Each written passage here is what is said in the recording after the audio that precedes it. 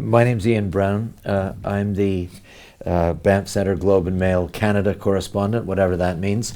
And it's my great pleasure this afternoon to talk to somebody I've admired for many years, and I'm not the only one. Deepa Mehta was born in 1950 in Amritsar in Punjab. She attended the University of Delhi, where she earned a degree in philosophy. She has made 8 feature films and is best known, some would say, for her Elements trilogy, Fire, which she made in 1996, Earth, which is 1998, and Water. The latter was a film about Indian widows that was nominated for Best Foreign Language Film in the 2005 Academy Awards. It has been distributed in 52 countries. The fundamentalist BJP government of India tried to shut down the production of Fire, which is a film about 2 lesbians, on the grounds that there were no lesbians in India, forcing Deepa Mehta to finish the film 4 years later in Sri Lanka. It was later chosen as India's entry for Best Foreign Language Film in the Academy Awards, at which point the government re-embraced it. Ms. Mehta claims throughout these travails to have no interest in creating controversy. Nevertheless, that sounds stupid, doesn't it? Nevertheless, her adaptation of Salman Rushdie's Midnight's Children caused the Iranian government to try to shut that production down as well, again unsuccessfully. It was released last year. She has also worked in television on George Lucas's Indiana Jones series and on many other productions. She is in Banff. She claims to finish a screenplay. Ladies and gentlemen, would you give a warm welcome to Deepa Mehta? Thank you. Thank you.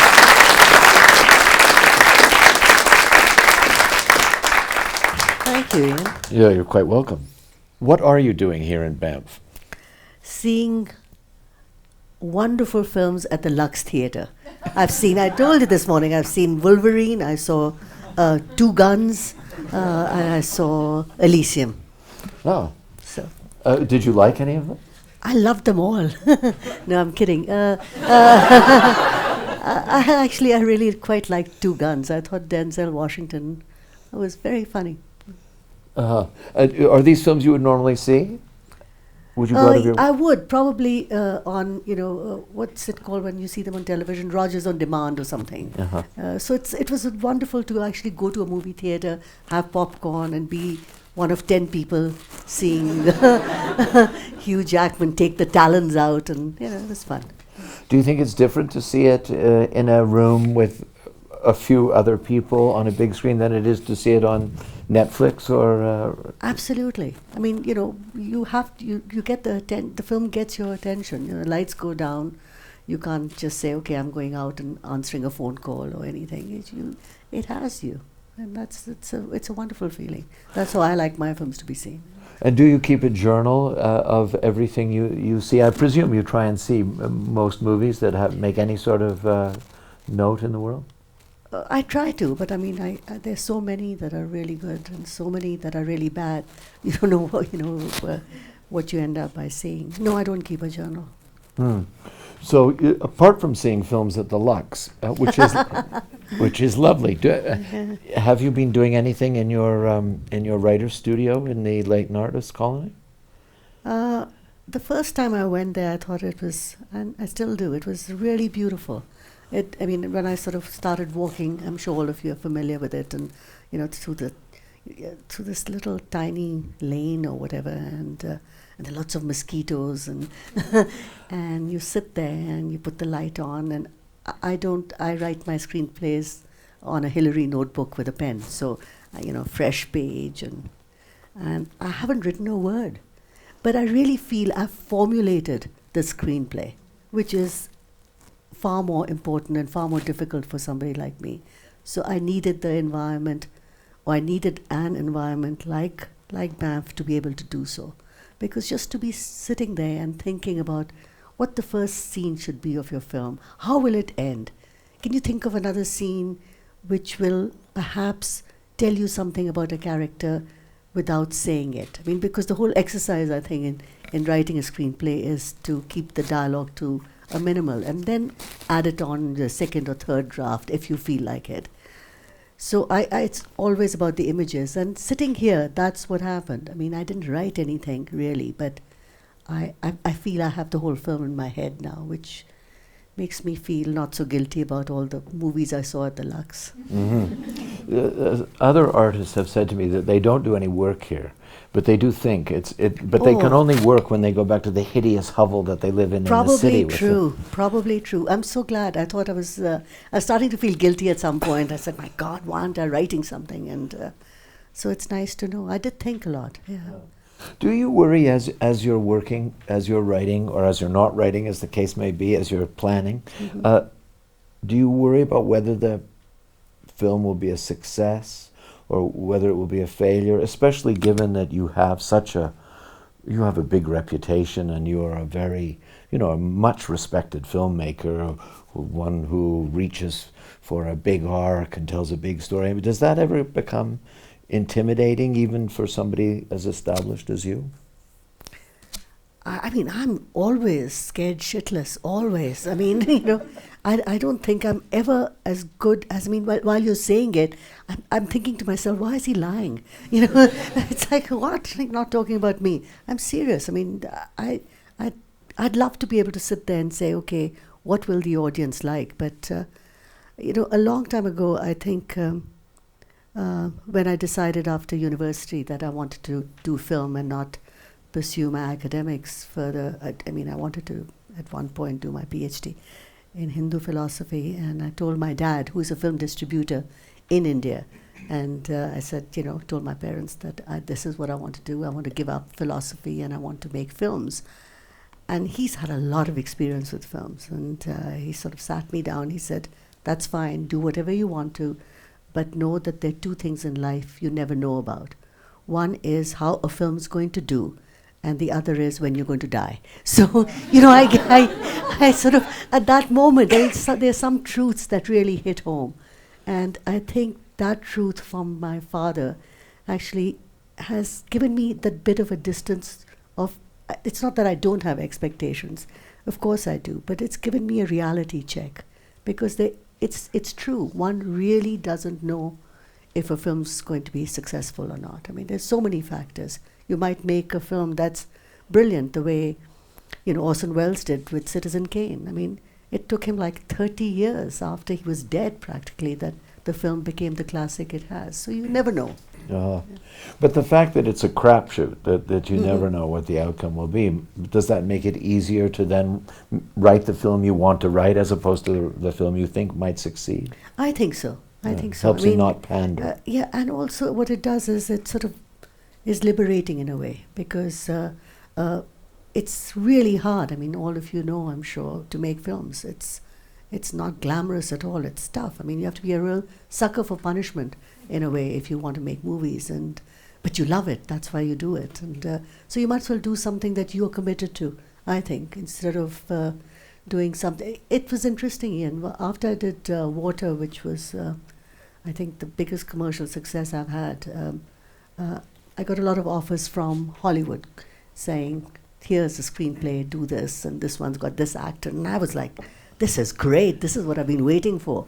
But I really realized, I think it very fast within the year, that, and I'd spoken to Atom Egoyan, who's a wonderful filmmaker, who'd gone through the same thing, and said that, it's so seductive. Hollywood is so seductive. The stars, what they give you, the money, you aren't running around making applications to Telefilm Canada anymore, and it's like, wow, this is the real. That alone sounds I know, fantastic. it's like, wow, this is great.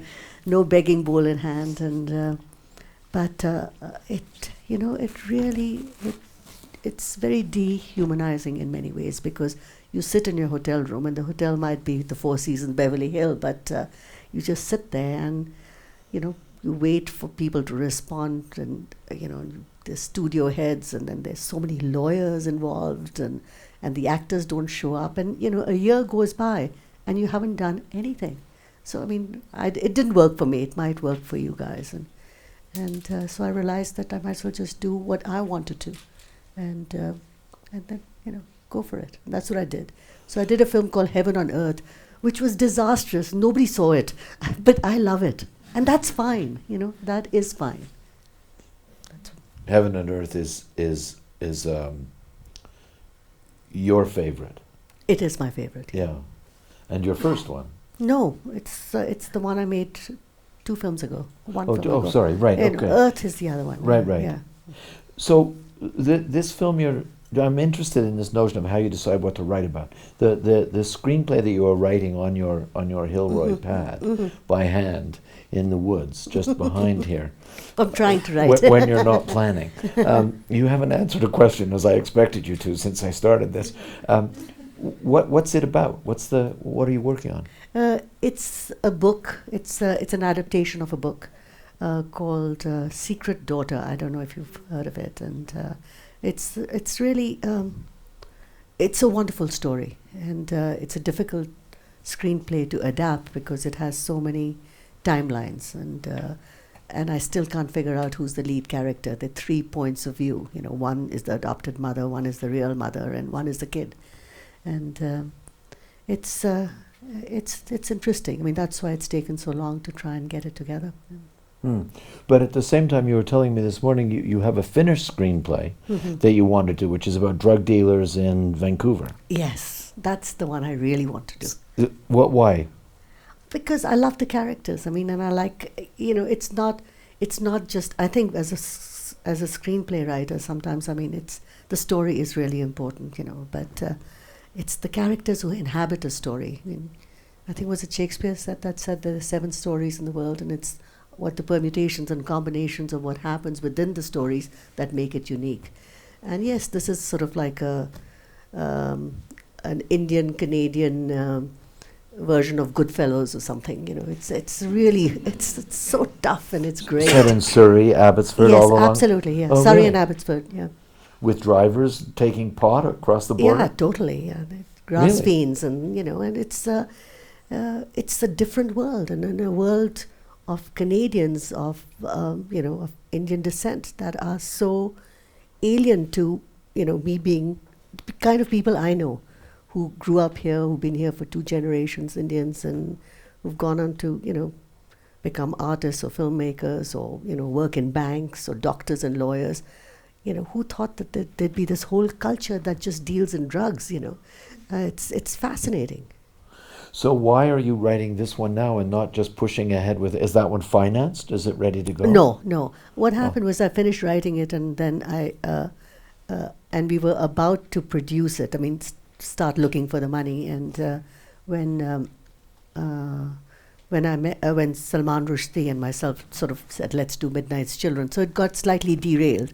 And when we finished Midnight's Children, I said, okay, let me pick up this one again, and the gangster one, and suddenly I got this book to write, and this is another producer who's offered me this, and I thought, let's see, because I know that's there, but I thought I'd write this and let's see what happens. And you've written a script for another film about Matisse, about the last 2 years? No, I didn't write it. No, that was a film that was offered to me. And you're going to direct that? Yes, I'm going to direct that. Yeah. So this is the point. How the hell do you get through the day without I see Wolverine. Because I'd have a nervous breakdown. I mean, I guess my question is, how does a director do whatever it is a director? I mean, you mentioned Midnight's Children. I was looking up some stuff about Midnight. It was 70 days of shooting. It covers 4 generations. And 5 time periods and 3 wars, costumes presumably, and architecture and transportation and cars and etc. to match. It has 19 principal actors. It has 127 speaking parts. It has 3,000 extras, plus elephants, stingrays, I mean any number of exotic animals. Plus you're planning the Matisse film, plus you're overworking scenes about the drug film, plus you're trying to write this thing. I mean, how do you do that? Well, it sounds as if one, when you're focused on a film, when you actually start pre-production, which is when you really focus on it. And when I was doing Midnight's Children, I wasn't thinking about anything else. I wasn't thinking about the Matisse film. I wasn't thinking of my gangster film. Secret Daughters didn't exist, but I knew somewhere in the back burner was, the gangster film sort of bubbling along, and Matisse was happening, but it was not my concern because I hadn't raised the money. The money was already there. It had already been cast. It was waiting for an actor to give her dates. So it wasn't a problem. But when you're doing a film, you can't think of anything else except that film. Not at all, you know.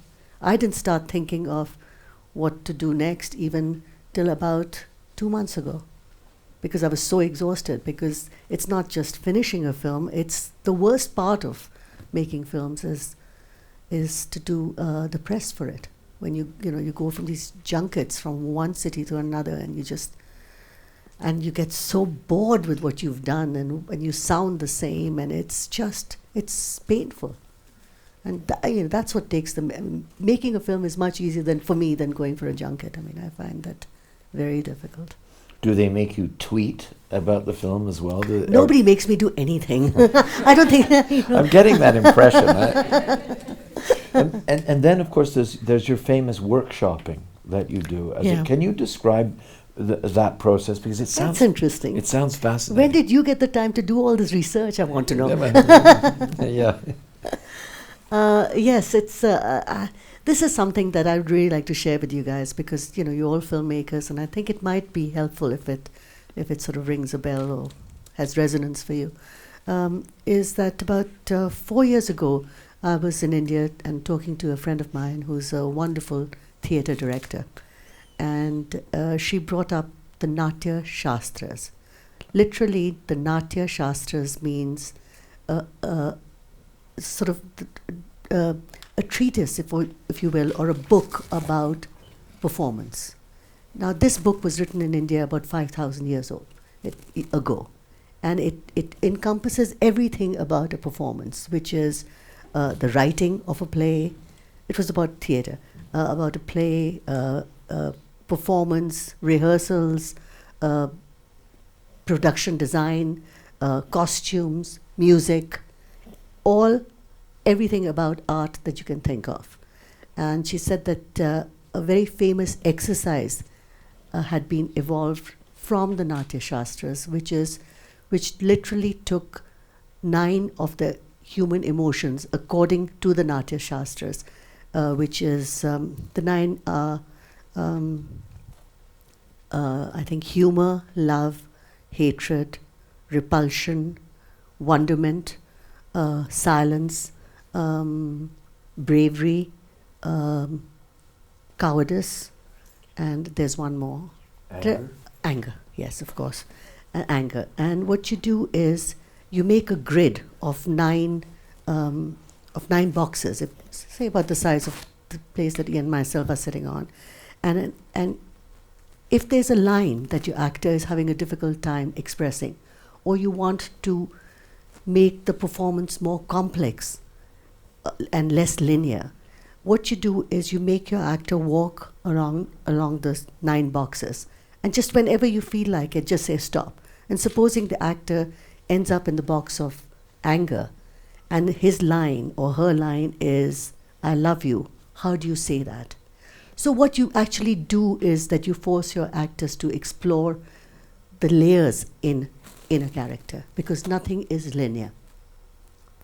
And that I found an exercise, and there are a series of them, and they're about trust, basically. How do you trust your co-actor? How do you trust the space you are in?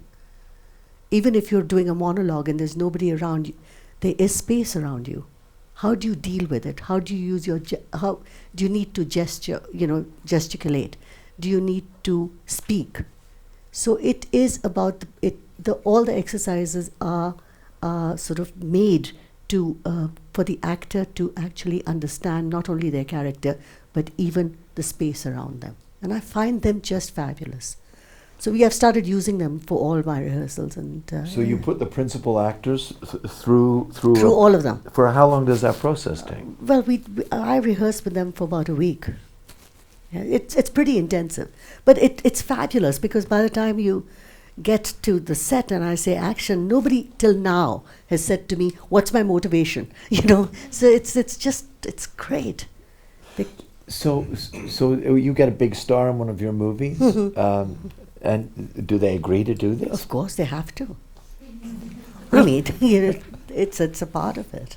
And the thing that perhaps many people don't realize about so-called big actors is that they love rehearsing. I haven't met one actor who hasn't loved rehearsing. Oh. And exploring. I mean, once you become like a huge star, you don't get to explore what made you want to become a star in the first place. That's performance. So they love it. I've never come across any actor that hasn't really gotten into it and loved exploring their character. And so again, you don't worry about telling these very accomplished people what to do? I mean, I would think that as a director, one's bossiness one might question one's bossiness or one's certainty of judgment. I can see people shaking their heads. They're obviously natural-born directors. I mean, when I think he's trying to call us bossy, don't you? Or me. He's calling me bossy. Ian. Well, maybe that's the wrong word. But there is a certainty of judgment. Virginia Woolf used that phrase to describe great writers, the great writers, the people who knew what they were doing. That certainty of judgment, I would imagine, you just go ahead and... I think that you can't say with complete certitude, okay, this is wrong or this is right. I mean, I'm not ever sure. All I know is this is how I feel at this very minute. So I feel certain about the fact that this is my reaction to this. But I also know somewhere that I might be wrong. I mean, and that's what, Joan Didion talked about, is that what we have to actually really come to terms with is the most difficult things, according to her, was it's about self-deception. I think actually as a director, I'm sort of almost like a therapist, in a way, and that you have to know yourself a lot before you want to direct somebody else, because it's about your limitations as well, and also know with some kind of an understanding of yourself how much more do you think you have to learn, or how do you feel that you're terrific, or do you feel scared or apprehensive? I mean, I think that's all very important. Would it be too much to ask you to give me a concrete example of where you are taking your own limitations into account in something, in a way you have directed somebody recently? Always. I mean, I can't even think, I don't think it's one thing, Ian. I mean, I think that, you have actors, as you know, and you have, you're rehearsing with them in a space, and I don't do line rehearsals. It's not about lines, it's about them knowing what their character is, what they're feeling at that moment. And actors are the first ones to always give their interpretation, because it is about everybody's interpretation. And then you say, who's right? Who's right is the person. I don't think that there's any, right or wrong. I think that the person who has to take the responsibility of making that final decision is the director. And one should know that it's not a right or wrong decision, it's your decision. And that's what makes your films yours, as opposed to the actor is not credited as the director. I presume that an actor wants a director that he or she can rely on. That if the director says, do not do that, do this, you think, great, okay, Deepa said that, I trust Deepa, boom, I'm going there. And you want to engender that trust somehow. Is that something you set out consciously to establish? I think you try to. I mean, but it really does depend. It's sort of, it became much easier after the sort of success of my first feature film, Fire, because it did well, and it critically as well. That I think for actors, if a film does well critically, they have more of a tendency to want to work with you. So it's as you're as good as your last film, really. So you don't have to be James Cameron, but well, we won't go there.